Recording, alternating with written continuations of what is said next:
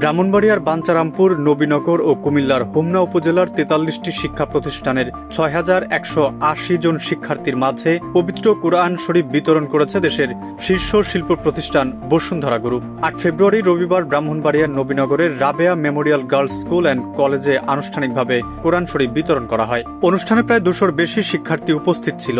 কোরআন শরীফ হাতে উৎফুল্ল হয়ে ওঠে শিক্ষার্থীরা, জানায় ভিন্ন ভিন্ন অনুভূতি।